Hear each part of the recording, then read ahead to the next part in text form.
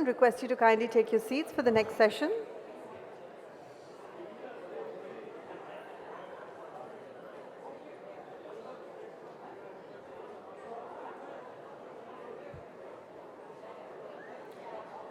The epic storyteller, Chitra Banerjee Divakaruni, in conversation with Pankaja Srinivasan. Chitra Banerjee Divakaruni is an award-winning and best-selling novelist, poet, activist, and teacher of creative writing. Her work has been published in over 100 magazines and anthologies.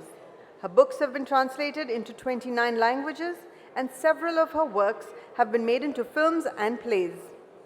In 2015, she was one of Economic Times' 20 most influential global Indian women.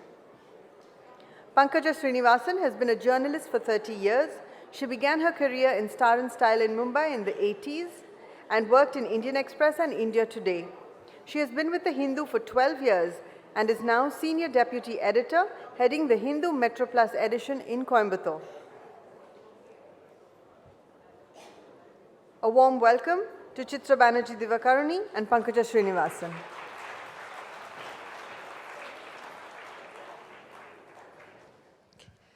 Good afternoon, ladies and gentlemen. It's a pleasure, an absolute pleasure, to be speaking to Mrs. Chitra Banerjee Divakaruni and enjoy the session. She has just brought out her book, The Forest of Enchantments, which is very nice indeed, asks a lot of questions, asks a lot of uncomfortable questions, and forces us to think about Sita. And I think I'll let Chitra describe her whole experience of writing the Ramayana from the point of view of Sita. So welcome, Chitra.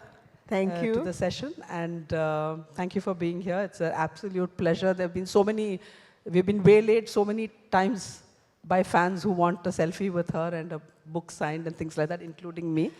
And so without much ado, I'm sure you'd rather hear her speak than me. Chitra, would you like to tell us a little bit about what it was that made you pick on The Forest of Enchantments? It comes after Palace of Illusions, which is the Mahabharata scene from the point of view of Draupadi. And it's very interesting to see how the two women, Draupadi and Sita, are so different.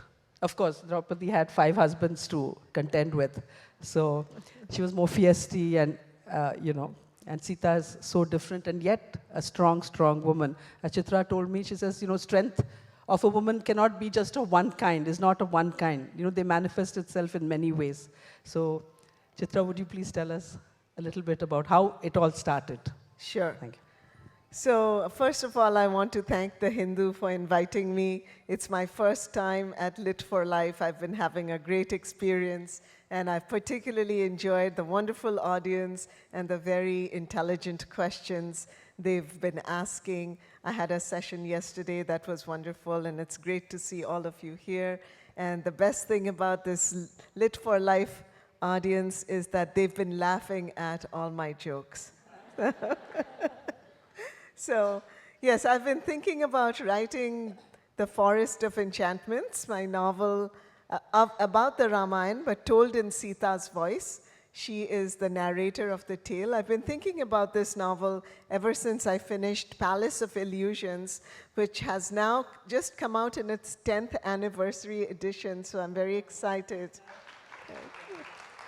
And as some of you might know, it is optioned to become a movie as well. So please keep your fingers crossed for a good movie. Thank you. Thank you. But ever since I wrote Palace of Illusions, I've been thinking about writing the Ramayana, and I knew right away from the beginning that I wanted to tell the story in Sita's voice with her as a main character. And you've put it very well, Pankaja. I wanted to show that the strength of women come in many shapes and forms. And Sita is a very different character from Draupadi. Her strength is a quieter, deeper kind of strength. Draupadi, as you said, she's much more feisty. She's much more, she fights against things much more directly. And it was very interesting as I researched the many Ramayanas in order to write mine, to see how even down the ages, as I read Valmiki and I read the 15th century Bengali Krittivas and the Kamba Ramayan and Adbhuta Ramayan and other Ramayans, in each of them Sita is portrayed a little differently. So that gave me a lot of confidence, saying that there is this great mythic tradition, this tradition of rewriting the epics based on how we understand them, so that they become alive in each age and speak to the people of the time. So that is my hope with Sita in the Forest of Enchantments, that she will speak to men and women of this time, and we will see how her trials and tribulations and triumph really relate to what women are going through today. What women are going through today and have been. And have been going through. It's for a long time, the entire patriarchal aspect comes in, and how each one, whether it's Draupadi or Sita or Mandodari or Ahalya, how they cope with it, their coping mechanism. Yes, and each one has a very different coping mechanism. Yeah. So the Ramayana is full of very interesting women characters. Yeah. You've mentioned Yes. some of them. And it was important for me not only to tell Sita's story or have Sita tell her story in her own voice, but her interactions with these women and what she learns from them. It's very interesting for me to know when you started writing The Forest of Enchantments. So did you keep Draupadi there in the corner of the room as a kind of a reference point, so that you had to make Sita different, right? She is very different. So was it difficult to get out of Draupadi's skin and get into Sita's? Yes, it was very difficult. And in the beginning, I had to rewrite a lot of things because Draupadi's voice kept coming back to me. But I knew that Sita was a very different character, so I had to really push that voice away and create a new kind of strength and a new kind of, enchantment. I'm very enchanted by Sita's character and all the things that happened to her. So in this book, I have imagined her from her childhood, growing up in her father's house. What are the things she's interested in? What are the things she learns? The challenge of having that great, the Shivadhanu, that, who is going to be able to lift it? Years are going by, all of that. And then meeting Ram, falling in love with him, all of those are parts of her life, as well as, the tragic heights of the story that we all know about, the abduction, the Agni Pariksha, and the final abandonment in the forest. And also I loved the bit about how she has a way with plants. She's quite the botanist, isn't she? Yes, yes. And so that relates to the title, The Forest of Enchantments. That she has a particular affinity towards nature, especially trees and plants.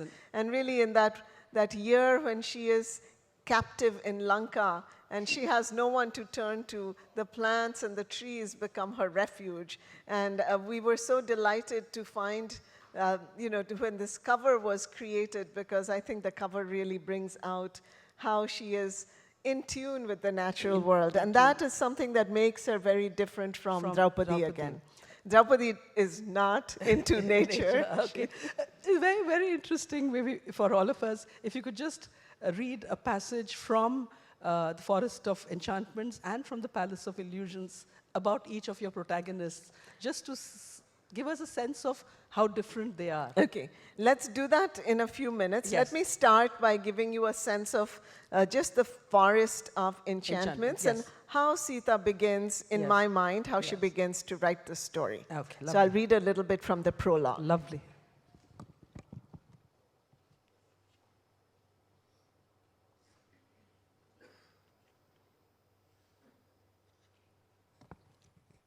So the novel begins with the prologue where Sita is now living in Valmiki's ashram, and Valmiki has just finished writing the Ramayana.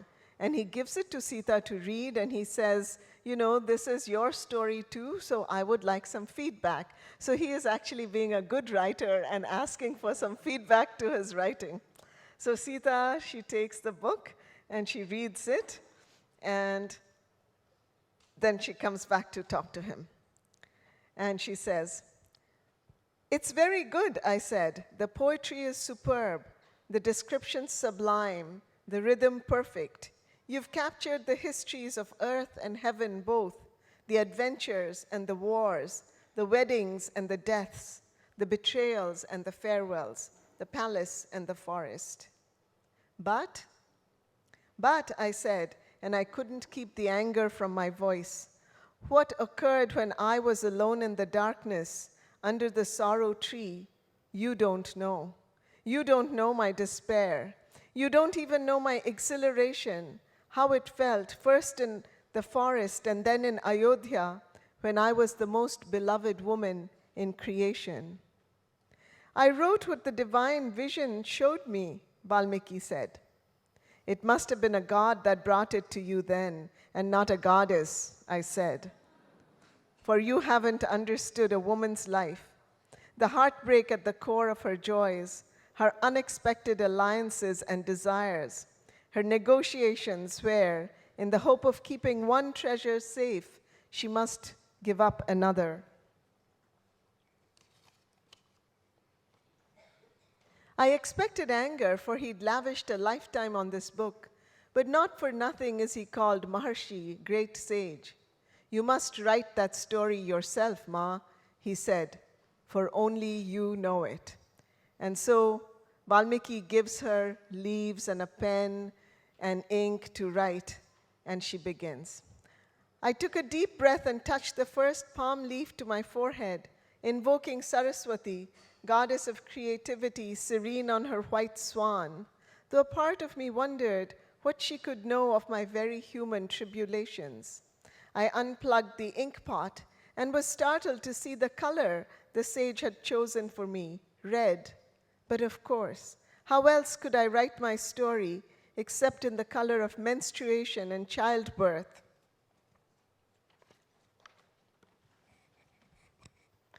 The color of the marriage mark that changes women's lives, the colors of the flowers of the Ashoka tree under which I had spent my years of captivity in the palace of the demon king. I picked up the quill and closed my eyes. I knew what I must do, travel back to the beginning, to the moment I met Ram, become again the girl I'd been on that day, burnished with innocence, believing that goodness and love were armor enough. That was where I had to start. But as I dipped my quill into the ink pot, they rose inside me, voices, some clamoring, some tentative, some whispering, so that I had to still my breath to hear them. Kaikeyi, second queen of Ayodhya, who wrested our throne from us out of blind devotion to her son, only to be hated by him for it. Ahalya, her beauty turned to stone by a husband's jealous fury. Surpanakha, wild enchantress of the forest, whose gravest crime was to desire the wrong man. Mandodari, wife to the legendary demon king, forced to watch her kingdom fall into ruin and her beloved son perish because of her husband's obsession with another woman. Urmila, my sweet sister, the forgotten one, the one I left behind as I set off with blithe ignorance on my forest adventure with my husband. Write our story too, they said, for always we've been pushed into corners, trivialized, misunderstood, blamed, forgotten, or maligned and used as cautionary tales.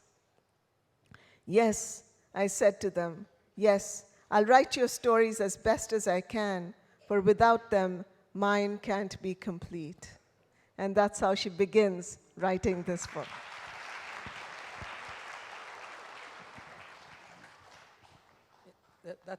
That about covers the book. I mean, the most impactful parts of the book is about the women Chitra just mentioned, Sita just mentioned, or Chitra just mentioned.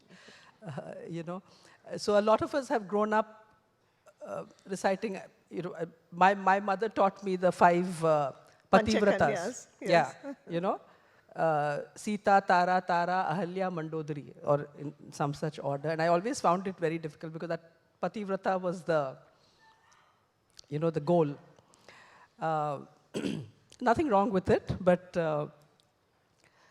you said that a lot of your resource, I mean, you drew a lot of your material from the Bengali version of the Ramayana, the The Kriti Basi Kriti Basti. Ramayana. So how is that different from the Ramayana most of us are familiar with?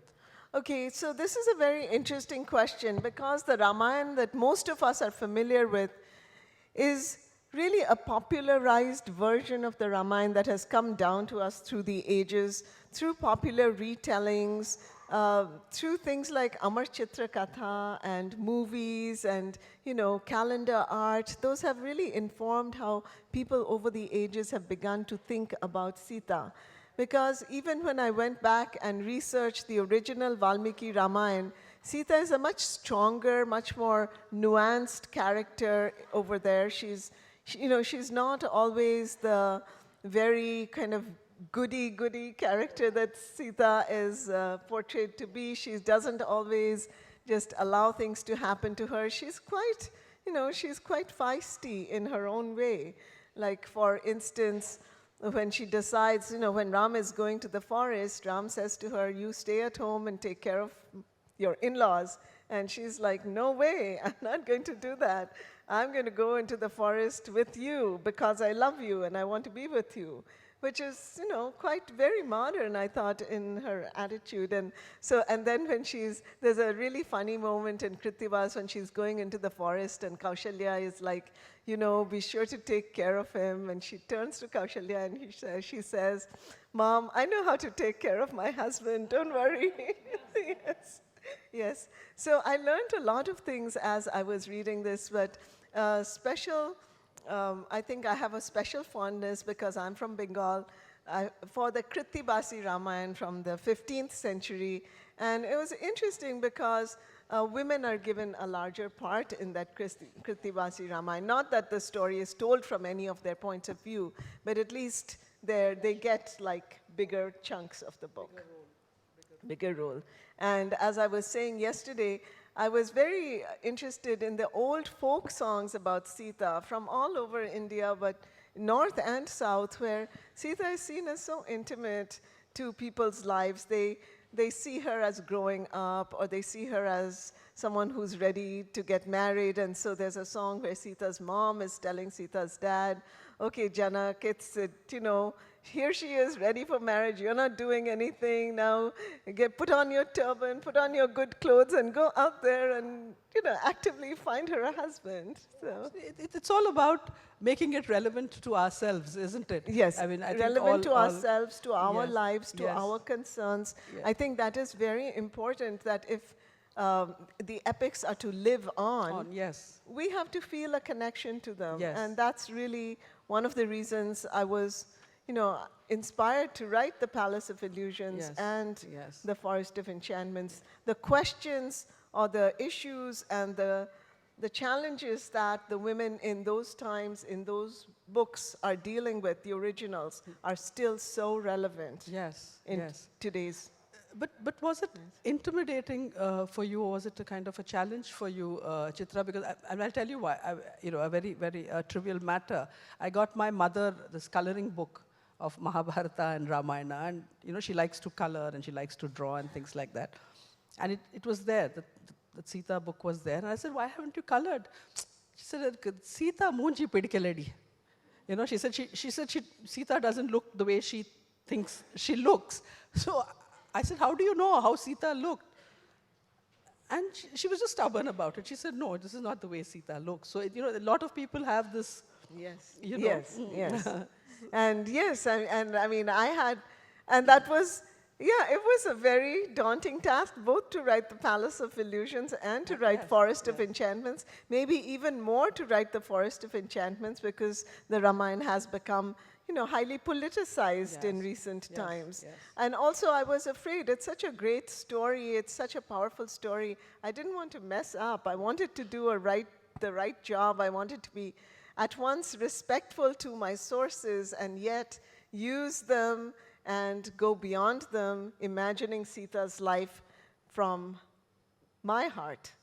yes, and you have been very, very true to that, because, it all comes out, whatever you want to say and whatever you're explaining now when I look back at the Forest of Enchantments, it shines through. Oh, It wonderful. Really, I'm glad to does hear shine that. through. I love the way Ahalya is with her husband once she, sort of turned back into Ahalya from that rock. The way she deals with the whole thing, and so it's a very nuanced is the word you used. So each of the women is very nuanced. It's not a one-dimensional. That was my hope, that all of the yes. women will come across as three-dimensional, as people with complications. In one of my favorite characters, as I was writing this book, apart from Sita, is Mandodari. Just think about her situation. Mandodari is an extremely dignified woman. On one level, as the queen of Lanka, she has a lot of power, but on the other hand, she is so powerless in the face of Ravan's obsession. And Ravan at once respects her but refuses to listen to her. And she's caught in that space, very difficult place for her to be. Even you find it in your heart to feel sorry for Surpanaka. I right? wanted to. And So- Surpanaka was a particularly interesting character because different writers have felt very differently about her. Down the ages, there isn't just one portrayal of Surpanaka. Kamba Ramayana, for example, she is not even called Surpanaka. She's called Kamarupini, and she's very beautiful, and she's very innocent, and she falls in love with Ram, and then she approaches him. So, it's a very interesting portrayal. So I think that I had to really rethink all of these characters, including the men. I had to really rethink. One of the most difficult things for me to write as I was writing the Ramayana was to understand Ram, because Ram is so wonderful in many ways, and yet at the end of the war, when Ravan is defeated, he tells Sita, at a moment which breaks her heart, he says, I can't take you back to Ayodhya.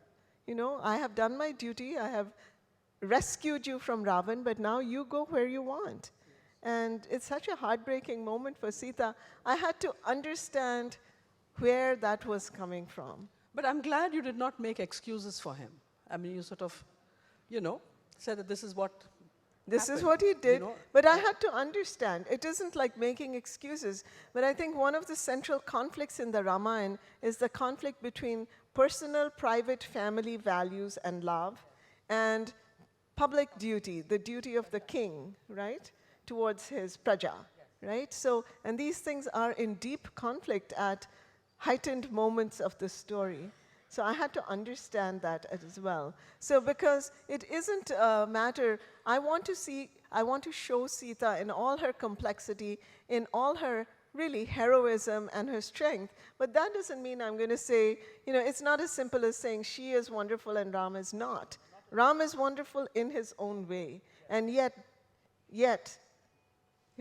he causes so much unhappiness in her life. So it's a very nuanced story if we really start thinking about it. There are no simple heroes or villains. Everybody is complex. Ravan is very complex. The way I have researched him and written him, he has many wonderful qualities, many wonderful traits. He is extremely learned. He's loved by his people. He's a great Shiva Bhakta. And yet, he falls into obsession and destroys his life and his kingdom and everything. So there are many human things to learn from all of these characters. How long did it take you, Chitra, from start to finish with the book? I started researching the Ramayana pretty much after I finished The Palace of Illusions, but then I got kind of scared, so I wrote a couple of other books in between because those were just easier to write. But then, this was my project that I really wanted to finish. I really wanted to create it, and I went back to it. So I think, about 4 years of solid time and then going back and forth took me a lot of time to write it. Yeah, I wanted to. And It's probably the most difficult book that I've written, so I certainly hope people are happy with the really, result. and from your first book to this, how do you think you have you changed as a writer? I think I change with each book because each book requires me to think in a particular way and to structure in a particular way. Right? So I'm learning new techniques every time as I'm writing, and that's important for me as a writer because I want to grow with each book.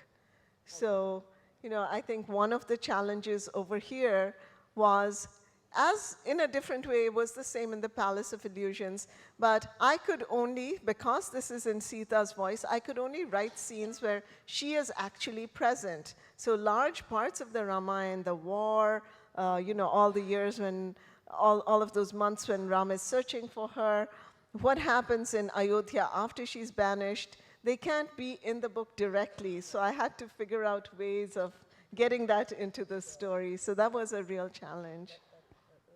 Yeah. I had this discussion with my sister, and about, does it make a difference that you are far away, you are an NRI, so is the distance from India and all things Indian, does that make it easier for you to write, or you wish you were here? Would you have written any differently had you? I mean, you can't tell, but I'm just wondering. Yeah, that's a very good question. And I'm sure it is different for all writers, whether they're living in India or NRIs, how they relate to India or Indian subjects. For me, in some ways, immigration made me into a writer, because while I had been living in India the first 20 years of my life, not only did I not write, I didn't even have kind of this dream of becoming a writer. I didn't think I had any stories to tell. But after I went to the US, suddenly, I think the distance did something to me. While I was immersed in Indian culture and Indian stories and Indian life, I didn't think much about it. I just took it for granted. But once I was away, I could see all the stories. I could see what was special. I could see what was different. And at the same time, I was dealing with immigrant life, for the first time being away from my family, for the first time being in a culture where I was definitely a visible minority. And I wanted to write about that experience. So at once I got two sets of things that I felt strongly about and I wanted to write about. And then, because, I don't know if it was because I'm there, but when I am in America, Indian culture becomes more important because it's not around me all the time. So it's important for me to think about my Indianness, to live my Indianness, and to think about our wonderful Indian stories like the epics. And, so the creation of these epics became maybe especially important. I'm just speaking personally to me because I'm not in this environment where I'm always surrounded by the culture. That's right. That's really nice. And how did you write? I'm interested in the writing process. There are a lot of people who are writing these days, and they would love to know. This is 18th novel? This is my 18th book. Some of them are short stories, some of them are poetry. I know. Yeah. And so how is your writing discipline? How do you write? Do you write every day? Do you write sort of, as and when? I try to write every day when I'm not teaching. Okay. I also teach. I teach creative writing in the University of Houston. So my teaching days I keep very separate, and all my preparation of classes and lectures I do on those days. And then I have certain days where I try to do nothing but write.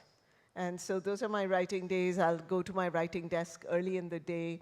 I have a meditation routine in the morning, which clears my head, puts me in a creative space, and then I try to write. And people often ask me, do I get writer's block? And yes, I do. And I just have to find ways of working overcoming it. And sort of, did you write it chronologically, or did you sort of get bits and pieces? And I get bits and pieces, and then I have to. Okay. Yes, sometimes I will imagine. Let's say, for instance, the Surpanakha scenes came very strongly to me. I wasn't yet in that part of the book, but it was so strong that I was like, let me write this down, and then I'll put it aside, and then I'll go back to where I am in the story. I love the bit where you describe the colors of the sari. I think Kausalya gives her sari to Sita. She's not very happy about it, but she wears it nevertheless. Right. So well, I wanted to bring in some of the everyday details of a woman's life. So, her sister wears a beautiful sari, and Sita is obliged to wear the sari her mother-in-law gives her. So, Yeah, and her she's Kaushalya is not as fashionable as Sumitra, yeah, so Sumitra her and, saris are yes. kind of... And Sita's encounter with Kaikeyi, which she handled so beautifully Oh, and so thank you, deftly. thank you, So, thank you. uh, I do want to have time to yes, read. yes, please As you do. I was just going mentioned, to say, yes. you brought up how is Draupadi different from Sita. Yes, and I please thought do. I would read a little passage from the Palace of Illusions and contrast it with a little passage from Lovely. Forest of Lovely. Enchantments. And after that, you can ask her questions. This is the scene where, the famous scene of the Vastraharan where Draupadi is being shamed in court. And of course, she is saved by Krishna as she imagines him and calls him up in her heart. But even though, therefore, she is saved and she comes out a winner, that's not enough for Draupadi. That's not enough for Panchali. She is, and I'll read the next part.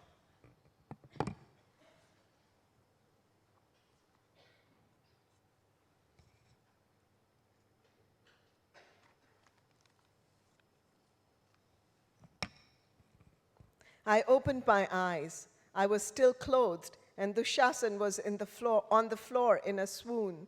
I stepped over him and spoke to the assembly in a voice like crackling ice. All of you will die in the battle that will be spawned from this day's work. Your mothers and wives will weep far more piteously than I've wept. This entire kingdom will become a charnel house. Not one Kaurava heir will be left to offer prayers for the dead. All that will remain is the shameful memory of today, what you tried to do to a defenseless woman. I lifted up my long hair for all to see.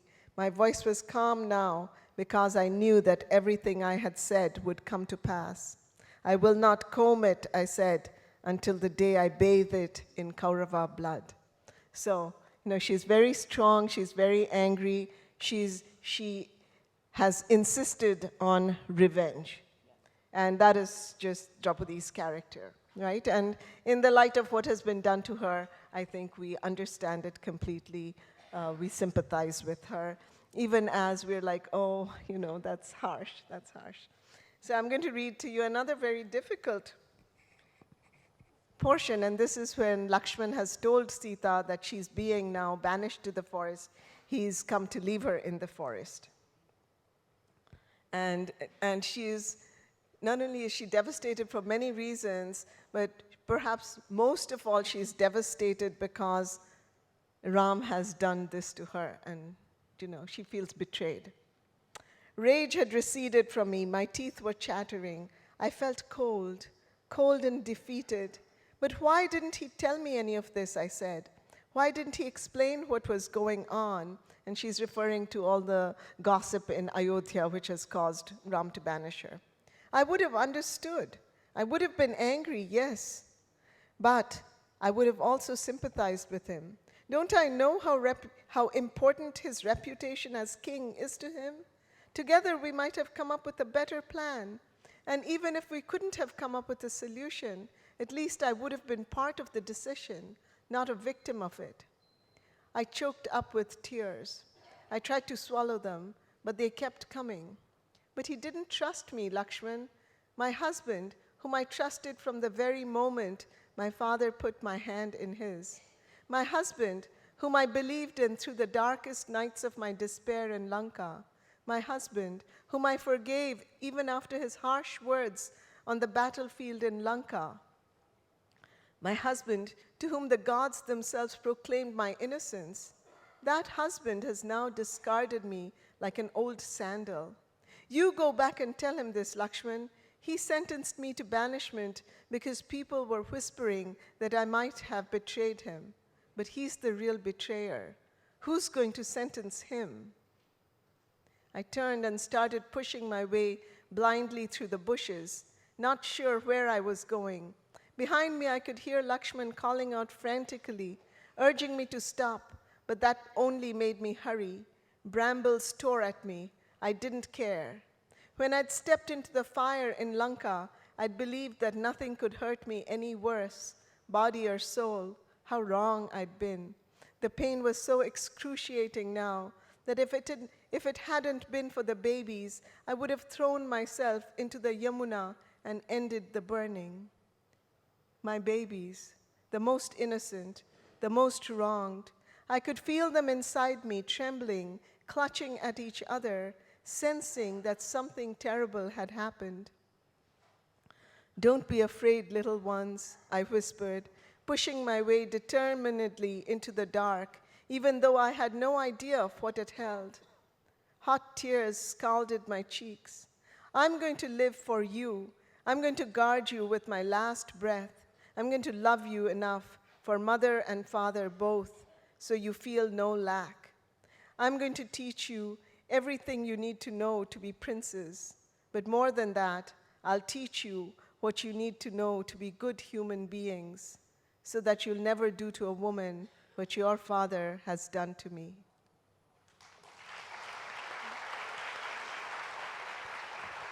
That was lovely.